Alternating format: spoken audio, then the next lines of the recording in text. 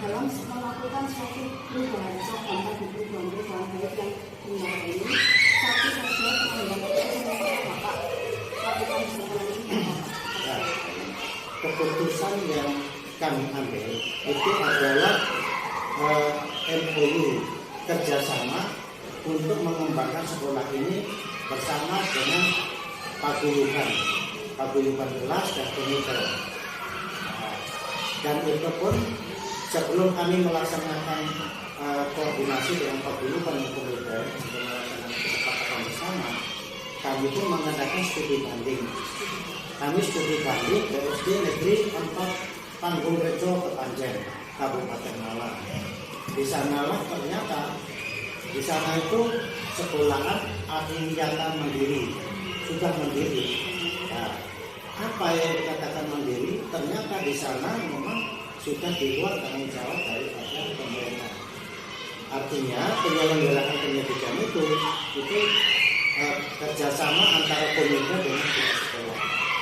Nah, disinilah kami ambil kesimpulan bahwa penyelenggaraan pendidikan dimanapun kita berada tidak terlepas daripada dukungan dan partisipasi baik dari orang tua, komite maupun stakeholder, termasuk perusahaan-perusahaan yang mau peduli dengan pendidikan. Nah, inilah yang kami ambil keputusan sehingga kami adakan terobosan-terobosan. Nah, inilah yang kami kerjakan di SD Negeri 1 Kementerian. Belum genap 1 tahun, baru 10 bulan. Tapi perubahannya sudah sangat signifikan. Baik Bapak, bisa saya simpulkan dari penjelasan Bapak tadi, Bapak melakukan studi banding dengan SD lain Bapak, yang notabene SD itu juga merupakan sekolah unggulan dan Adiyata, bahkan sekolah itu juga Adiyata secara mandiri. Tentunya dalam menyelenggarakan sekolah yang seperti itu pasti membutuhkan dukungan dari pihak stakeholder maupun pihak paguyuban selaku wali murid di sekolah ini. Nah, apakah selama ini dalam Bapak itu mempunyai program agar perubahan sekolah Adiyata itu tampak signifikan di mata masyarakat? Apakah ada tantangan Bapak? Ya, gini. Kalau tantangan semula memang untuk merubah mindset daripada orang tua yang mengatakan bahwa sekolah negeri kok masih ada pungutan. Nah, memang di dalam penyelenggaraan pendidikan itu memang tidak diperbolehkan yang namanya pungutan. Tetapi partisipasi dari masyarakat itu kami menerima dengan lapang dada. Nah, terbukti dengan kerjasama atau kepedulian dari masyarakat melalui paguyuban, komite maupun stakeholder dan juga dari alumni, penyelenggaraan akreditasi perpustakaan tingkat nasional SD Negeri 1 Kementerian meraih predikat A. Nah, predikat A ini hasil kolektif antara paguyuban, komite dan pihak sekolah. Nah, inilah yang sebagai bukti bahwa sekolahan itu maju berkembang tidak bisa sendiri, harus bekerja sama dengan semua pihak. Nah, kemudian dan untuk ke depan tentunya juga kami masih punya PR untuk mempersiapkan lomba lingkungan sekolah sehat di tahun 2020. Apakah ada seseorang dan dokter-dokter yang lain yang nantinya ini mempermudah pengambilan keputusan untuk Bapak membuat sekolah ini maju dan berkembang? Ya, terima kasih. Apa yang sudah kami kerjakan, tentunya kami punya keterbatasan. Namun yang kami bangun, potensi yang ada itu adalah kami mengkondusifkan tenaga pendidik dan tenaga kependidikan yang ada di sini. Tentunya kami juga selalu sharing bersama bagaimana visi misi sekolah ke depan sehingga sekolahnya bisa tumbuh kembang dengan signifikan. Termasuk juga kami adakan komunikasi dengan pengurus paguyuban dan juga komite. Nah, inilah yang sudah saya sebutkan tadi, ini yang membantu kami sehingga sekolah ini bisa berubah. Artinya progresnya dari bulan ke bulan, dari semester ke semester ini sangat signifikan dalam hal perubahan tersebut.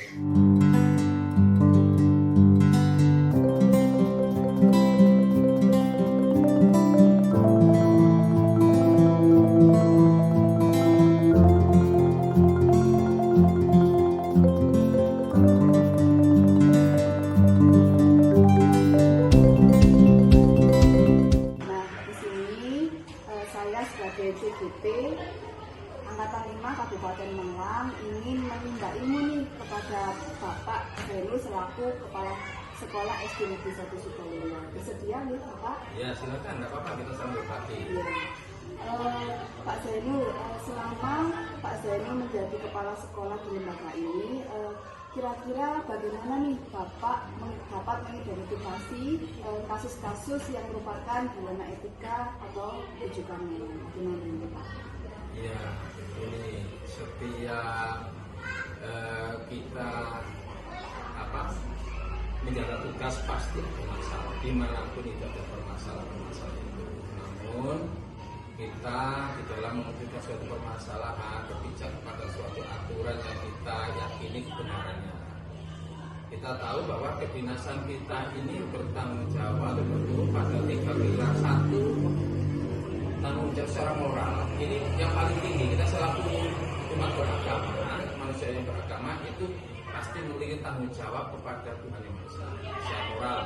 Yang kedua, secara kedinasan kita bertanggung jawab kepada dinas atau pemerintah yang mengasihi kita. Yang ketiga, kita bertanggung jawab kepada masyarakat yang mempercayai kita untuk memberikan pendidikan terhadap anak didik atau siswa.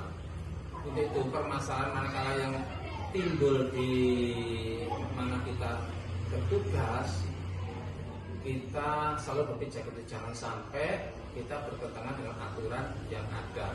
Ketika muncul suatu permasalahan, kita cari solusi pemecahan permasalahannya, yang mana jangan sampai terjadi salah satu pihak yang dirugikan.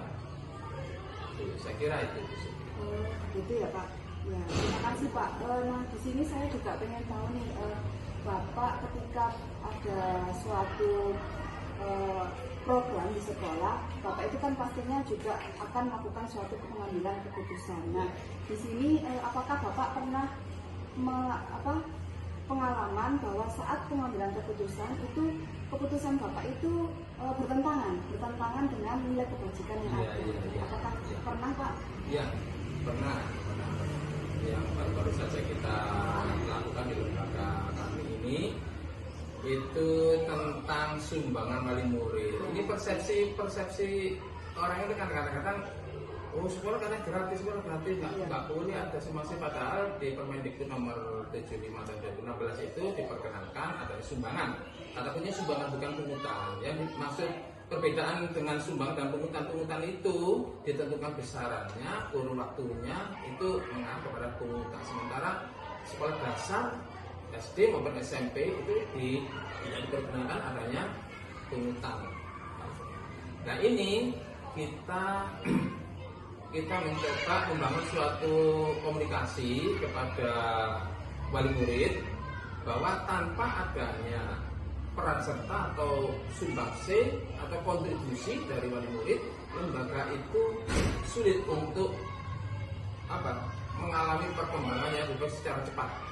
Bisa kita menggunakan uang bos itu pemeliharaan dan sebagainya, cuma lembaga ini akan sangat lambat lajunya itu, sangat lambat tanpa dibantu. Dari situlah kita bangun komunikasi, kita ajak bicara, kita samakan persepsi, dan akhirnya bisa menerima. Meskipun awalnya ada letupan kecil wali murid yang mungkin saat itu nggak hadir atau hadir tapi tidak memperhatikan dan sebagainya, sehingga murid dari sekolah dari berarti kok bayar, padahal lembaga kami itu tidak membayar sepeser pun uang yang dikumpulkan oleh paguyuban. Murni semuanya itu digunakan untuk kepentingan anak-anak, terutama untuk sarana-sarana dan sebagainya. Contoh, salah satu paguyuban kelas 6 itu sudah memberikan kontribusi cat dan sebagainya, kelakuan kelasnya, menghias ruang kelasnya. Kami juga punya program selanjutnya, ya, membuat tempat tunggu wali murid. Itu nanti kita anggarkan berapa besarannya, kita kerjakan dengan tukang, berapa anggaran nanti sampaikan. Kalaupun memang kita ajak mereka untuk membantu, sifatnya sukarela sudah, kita kasih upload berapa sumbangan mereka yang sesuai kemampuan, gitu aja. Jadi insya Allah tidak sampai menyalahi aturan yang ditentukan oleh pemerintah, berarti dilarang adanya pungutan. Baik Pak, untuk membangun komunikasi dengan wali murid Pak, apakah ada langkah-langkah atau prosedur yang Bapak lakukan Pak? Iya.